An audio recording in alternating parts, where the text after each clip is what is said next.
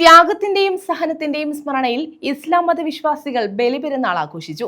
കർബല, കൊല്ലം beach എന്നിവിടങ്ങളിൽ പ്രത്യേക നമസ്കാരം നടന്നു. പ്രവാചകൻ ഇബ്രാഹിമിന്റെയും മകൻ ഇസ്മയിലിന്റെയും ദൈവിക മാർഗത്തിലുള്ള സമർപ്പണത്തിന്റെ ഓർമ്മകളുടെ ആഘോഷമാണ് ബലിപെരുന്നാൾ. ഹജ്ജിന്റെ സമാപനം കുറിച്ചാണ് വിശ്വാസികൾ ബലിപെരുന്നാൾ ആഘോഷിക്കുന്നത്.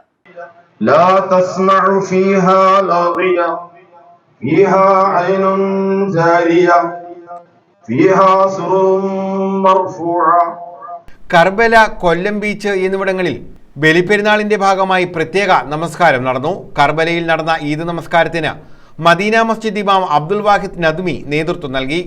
നമ്മിലധികം ആളുകളും ഇസ്ലാം പഠിപ്പിച്ച ഉലഹിയ എന്ന് പറയുന്ന ആ കർമ്മം നിർവഹിക്കാനുള്ള സംവിധാനങ്ങളൊക്കെ ഒരുക്കിയിട്ടായിരിക്കും ഈദ്ഗാഹിലേക്ക് വന്നിട്ടുണ്ടാവുക.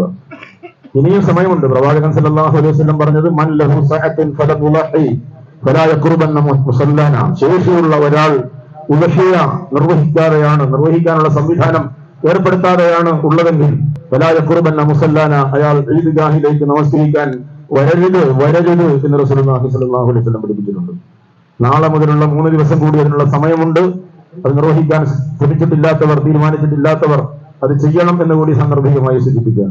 ഞാൻ പറഞ്ഞു വന്നത്, ആഘോഷം എന്ന് പറയുന്നത് നമുക്ക് അതിരുകൾ ഭേദിക്കാനുള്ളതല്ല. അതിരുകൾക്കകത്ത് നിന്നുകൊണ്ട് മറ്റെല്ലാ കാര്യങ്ങളിലും എന്ന പോലെ നമ്മുടെ വിശ്വാസത്തിന്റെയും നമ്മുടെ ആദർശ വ്യതിരിക്തതയുടെയും അനുഭവ സാക്ഷ്യം ചുറ്റും ജീവിക്കുന്ന മനുഷ്യർക്ക് അനുഭവിക്കാൻ കഴിയുന്ന വിധത്തിൽ നമ്മുടെ ആഘോഷങ്ങളെ മാറ്റാൻ നമുക്ക് സാധിക്കണം.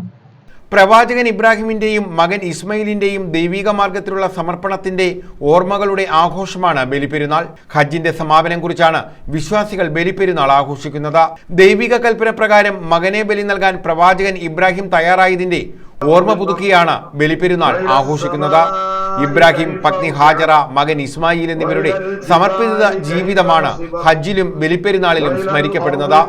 നമസ്കാരത്തിന് ശേഷം മദീന മസ്ജിദ് ഇമാം അബ്ദുൽ വാഹിദ് നദ്മി പെരുന്നാൾ സന്ദേശം നൽകി. ആഘോഷങ്ങൾ എന്ന് പറയുന്നത് മനുഷ്യനെ സംബന്ധിച്ചിടത്തോളം എല്ലാ അതിരുകളും ഭേദിക്കാനുള്ളതാണ്. ഒരതിരുമില്ലാതെ മനുഷ്യനെ സ്വതന്ത്രരായി അർമാദിക്കുക. ഇപ്പൊ ആഘോഷമല്ല, അർമാദിക്കുക എന്നാണ് പുതിയ തലമുറയും പഴയ തലമുറയും പറഞ്ഞുകൊണ്ടിരിക്കുന്നത്. അങ്ങനെ അർമാദിക്കാനുള്ളതല്ല വിശ്വാസികളെ സംബന്ധിച്ചിടത്തോളം അവരുടെ ആഘോഷങ്ങൾ. അതുകൊണ്ടാണ് ആ ആഘോഷത്തിലും ആവർത്തിച്ച് പ്രഖ്യാപിക്കേണ്ട പ്രഖ്യാപനമായി അല്ലാഹു അക്ബറിനെ അല്ലാഹു സുബ്ഹാനഹു വ തആല അവന്റെ പ്രവാചകൻ തിരുമേനി സല്ലല്ലാഹു അലൈഹി വസല്ലം നമുക്ക് പഠിപ്പിച്ചത് എന്നാണ് ഞാൻ ആവർത്തിച്ച് ഓർമ്മപ്പെടുത്തുന്നത്. ജില്ലയിൽ വിവിധയിടങ്ങളിൽ ഈദ്ഗാഹുകളും ഒരുക്കിയിരുന്നു. കർബലയിൽ നടന്ന ഈദ്ഗാഹ് നിസ്കാരത്തിൽ 100 കണക്കിന് വിശ്വാസികൾ പങ്കെടുത്തു. അല്ലാഹു അക്ബർ, അല്ലാഹു അക്ബർ. ന്യൂസ് ബ്യൂറോ, കൊല്ലം.